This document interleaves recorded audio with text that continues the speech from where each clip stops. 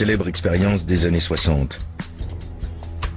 L'expérience dite de Milgram, qui permet de mesurer le niveau de pouvoir qu'une autorité détient sur des individus.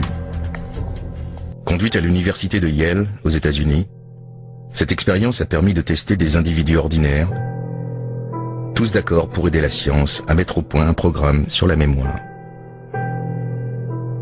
2 sujets étaient convoqués. L'un devait retrouver une bonne réponse sur une liste de mots qu'il devait retenir en 1 minute.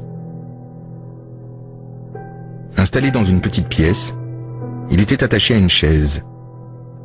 À sa gauche, un bracelet électrique lui enverrait des punitions à chaque erreur. Plus il se tromperait, plus violent serait le choc électrique. Le deuxième homme était installé dans une autre pièce. C'était à lui de lire les questions et d'infliger les punitions, le choc électrique.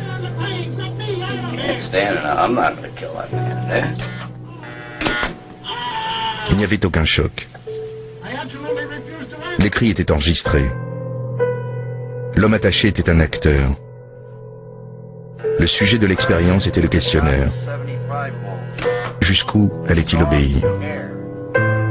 À la stupéfaction des chercheurs, 62% des gens se soumettaient aux ordres et administraient des chocs ultimes malgré les hurlements de douleur de l'acteur. Incorrect. Stanley Milgram démontra ainsi que tout individu peut commettre les pires atrocités quand l'autorité qui lui ordonne de le faire est à ses yeux légitime. Continue, please. Pourquoi? La clé se trouve dans l'obéissance. Nous sommes tous des êtres obéissants. Parce que vivre ensemble, c'est se plier à des règles et des lois auxquelles nous devons obéir. Ces lois, nous les avons apprises dès notre naissance. Enfants, nous apprenons les règles de vie parce que nos parents nous donnent des ordres. Quelques punitions nous ont appris qu'on ne défie pas leur autorité sans conséquence. Peu à peu, nous savons reconnaître les autorités qui sont légitimes à nous donner des ordres. Profs, parents, médecins, nous n'obéissons pas à n'importe qui.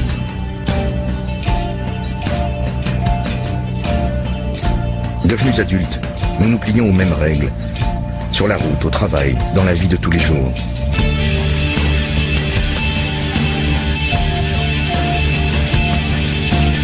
Nous croyons être des individus autonomes, libres et indépendants.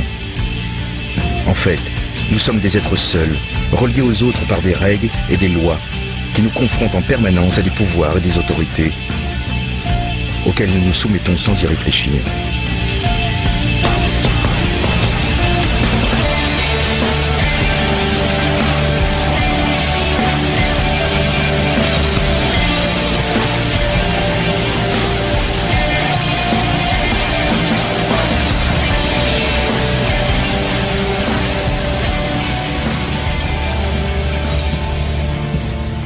La désobéissance est un acte tellement difficile à réaliser que l'histoire n'a jamais cessé de mettre en avant les individus, célèbres ou inconnus, qui ont osé l'assumer. Ceux qui ont su se dresser contre les régimes totalitaires et les politiques ségrégationnistes sont autant de héros du monde moderne.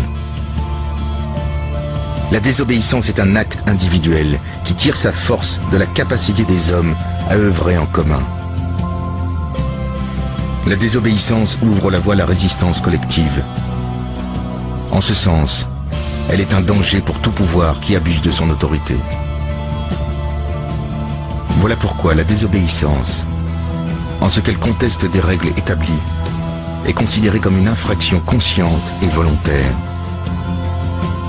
À ce titre, tout contrevenant se confronte à une répression qui peut être violente et implacable.